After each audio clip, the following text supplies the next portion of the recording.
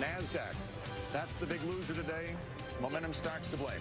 Yeah, once again, the story there hasn't changed, it seems, in the last couple of weeks. In the S&P 500, that broad market index, to give you an idea, off 2 points, 1861. And we're looking at a more defensive tone to this market as we enter the final hour. A lot to talk about with our closing bell exchange today, including Rene Nourse from Urban Wealth Management, Jim Bianco from Bianco Research, Joe Tanius from J.P. Morgan Asset Management, Todd Burchett from Athena Capital, and Peter Costa from Empire Execution joining us as well. And Peter, give us some of the hits, runs, and errors here today. I mean, once again, the Dow higher on the open, and then it fades into the afternoon.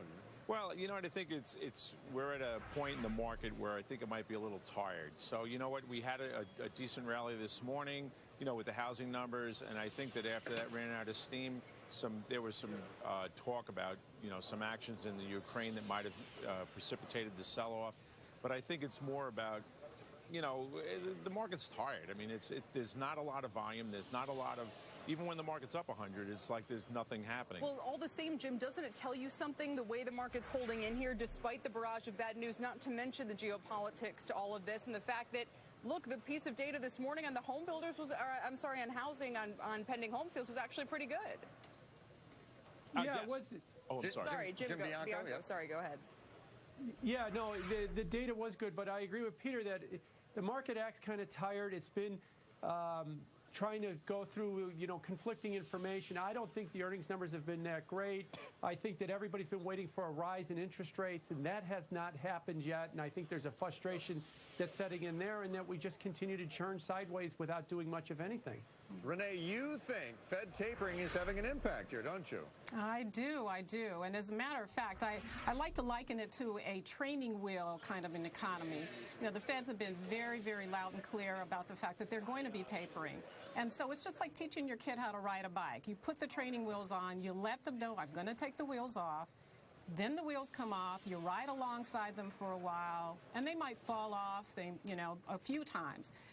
Until they get up and they start going again. So I think we're in that phase right now where the wheels are coming off and we need to stand on our own 2 feet. So this earnings season has been very, very... Do you think we're going much lower from here? Do you think we'll go much lower from here as we take the training wheels away? I don't. I think that, that this season has been, as far as earnings seasons are concerned, the projections and the guidance have been very muted. They've been low. They've been uninviting. We've had a few outliers, but for the most part, nothing really exciting to drive this. So I think most of it's going to come through in the second quarter, where we'll start to see the wheels really come off and companies really starting to stand on their own 2 feet. Todd, what do you make of financials here? The fact that Bank of America is specifically down today on some of its idiosyncratic issues, but does that tell us anything more broadly about what's happening, the strength of these major institutions, their ability to return capital? I think you are seeing a classic rotation here at place in the S&P and in the equity markets in general, and we kind of like it. You're starting to see investors tilt towards value, tilt towards kind of mid-cycle type industries like financials, like information technology, like materials and energy, and tilting away from kind of the high flyers, the high valuation, the small caps. You're seeing it take place, and it's a rotation that we like and are in front of. Joe Tanius, I think you agree with Renee. You're going to see a pickup down the road, right? I think we are going to see a pickup down the road. I mean, so far this year, markets have just been struggling to find any meaningful direction. Of course, the economic data out of the first quarter was somewhat weak, and we're also seeing that translate into not necessarily very inspiring earnings numbers. Having said that, we are finally seeing signs that the ice cube is thawing, that things are in fact going to start picking up. Unfortunately, now we have this continued tension between Russia and the Ukraine weighing on investors' minds. But between here and year-end, I have no doubt that economic data is more likely to accelerate. And looking at Russia again, we continue to hope that the issue there will de-escalate.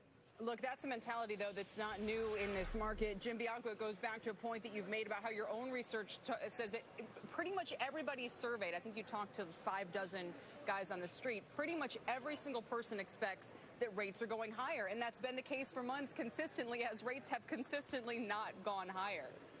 That's right. 67 economists were surveyed at the beginning of April. 67 economists think that rates are going to go higher. Money managers are underweighted the bond market. Look, everybody wants to buy a Mercedes. You want to know how to do it? Just short the bond market, because everybody's convinced it's going down in price and up in yield. That's a danger. I mean, would you really?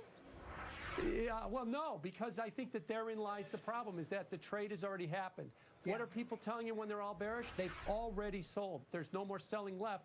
That's why yields are not going lower anymore, and all the talk of economic growth and everything else is not getting a rise in yield because that trade has already occurred. That reminds me of the old joke about how do you make $1 million in commodities? You start with $2 million. Peter Costa. Yes. Ukraine, if that weren't happening right now, would this market be higher? There is a school of thought that says that's having a great impact on this market right now. You know, I'd like to say no, because I want to be on the opposite side of that. I think that, you know what, if you look at the companies that actually have involvement with Russia and with Ukraine, you know, U.S.-based companies, there's not a whole lot of them.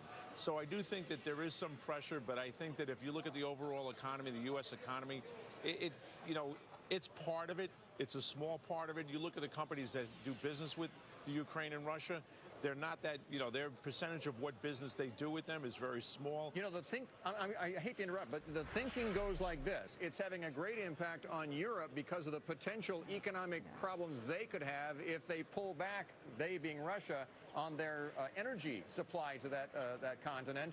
And therefore, they are selling over there, and the selling spills over here to the United States. Well, you know, if you look at it, we will be able to replace what the Russians have been supplying Europe. It's going to take 4 to 6 months. Right. So the longer this takes, the more opportunity and the more chances that we can replace the natural gas and the oil that they get from Russia. So if this is a slow process, the European Union will be okay. If it's a very quick process, there's going to be some problems. But I do think this is going to be a longer-term situation, and I think the Russians are going to be in it for a very, very long term, and that's where the benefit of the U.S. backing Europe is going to be very important. Before we go, Renee, what are you buying? You buying anything here? You know, I really am taking advantage of a lot of the value-oriented stocks. I think that the dividend-paying issues are a proxy now for treasuries, where we used to go for safety. So that makes a lot of sense to me. I also still like a lot of cybersecurity issues. And I like the industrials. Johnson Controls in particular, I think, is a great company. They were one of the few outliers that had extremely good earnings. All right. It's a theme of an improving economy. Just need that 10-year to confirm it now. Thank you, guys. See you later. Thank you all. Good to see everybody. About 50 minutes left in the trading session here. It really is good to have you back. Very nice. Look at this. The markets are rallying, up 55 points right now. And the Dow was up 100. We turned negative. Now we're heading higher again. Yes, that's right. Now, coming up, Bank of America getting clobbered. We mentioned this briefly. After suspending a stock buyback and planned dividend hike, shares down about 6%.